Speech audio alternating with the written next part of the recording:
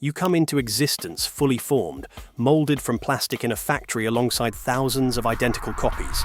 No childhood, no growth, no natural development. One moment you don't exist, the next you do, with a painted-on smile that hides the horror of your reality. Your body is a prison. Your legs move only at the hips, your arms rotate at the shoulders but can't bend at the elbows. Your hands are curved plastic claws, perfect for gripping LEGO accessories, but useless for expressing tenderness or detail. Your head can turn, but that's it. No facial expressions beyond what's been permanently painted on your yellow face. You're stuck with one emotion forever. That classic LEGO smile? It's not happiness. It's a mask hiding the screaming existential dread inside. Your face might show a smile, a grimace, a wink, or a frown, but it's frozen there for eternity.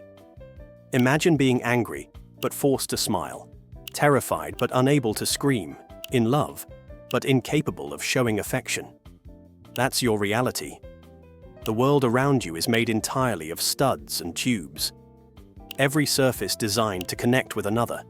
Your feet have holes on the bottom specifically made to attach you to this world. You're literally plugged into your environment, unable to truly move freely. Those satisfying clicks that humans love. That's the sound of your mobility being restricted. Your freedom curtailed one connection at a time. Your hands were designed for one purpose: to hold things. Not to feel, not to caress, not to create. Just to grip LEGO accessories in an eternal clutch. Your entire existence revolves around holding tiny plastic tools, weapons, or accessories, often for years without being able to let go.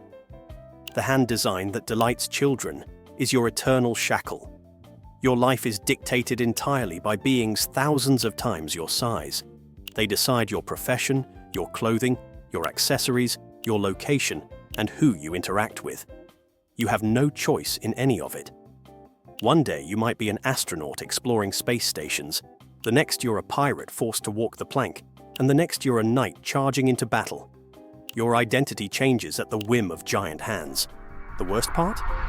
The disassembly.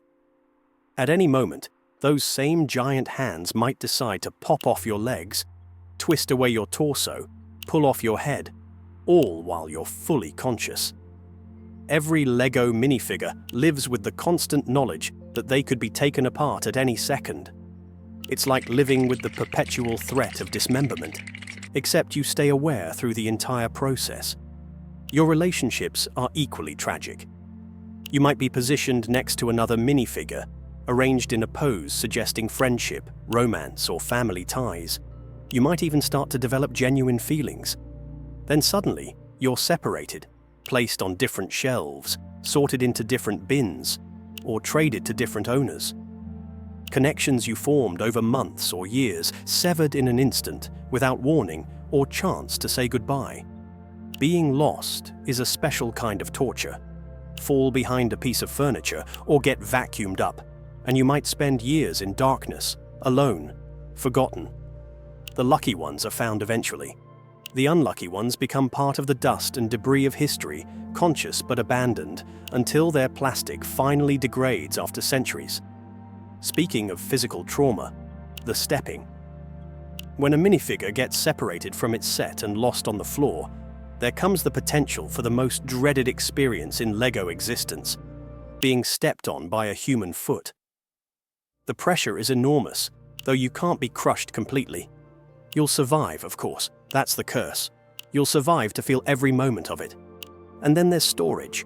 When the humans lose interest, you're dumped unceremoniously into bins or boxes with hundreds of other pieces. Bodies stacked on bodies, heads mixed with torsos and legs, all jumbled together in plastic purgatory. You might spend years pressed against strangers in dark containers, waiting for someone to remember you exist. You're simultaneously valuable and disposable. Certain minifigures become collector's items, traded for hundreds of dollars and kept pristine in display cases, never to be played with again. Others become forgotten, lost under sofas, or mixed into generic LEGO bins. Your worth determined entirely by arbitrary human standards like rarity, franchise connection, or nostalgia value. For the collectible minifigures, existence is particularly ironic. Created to be played with, you instead spend decades in a sealed display case or original packaging, preserved for value rather than enjoyment. Your purpose, to be part of imaginative play, forever denied in favor of becoming an investment. Then there's the cruel joke of special features. Have a jetpack molded to your back? It doesn't actually fly. Superhero with printed muscles? You're no stronger than any other figure. Wizard with a wand? No actual magic. You're given the symbols of power and ability without any of the actual function. A cosmic mockery of potential never realized. Water is your enemy. One trip into a bath or a puddle, and the paper stickers that might make up crucial parts of your identity, badges, insignia, facial features, start to peel and distort. Your very identity dissolves. And if you're one of the minifigures with printed features rather than molded ones, watch as your face slowly wears away with handling, your identity literally erased with time. Some minifigures face an even more distressing fate: customization.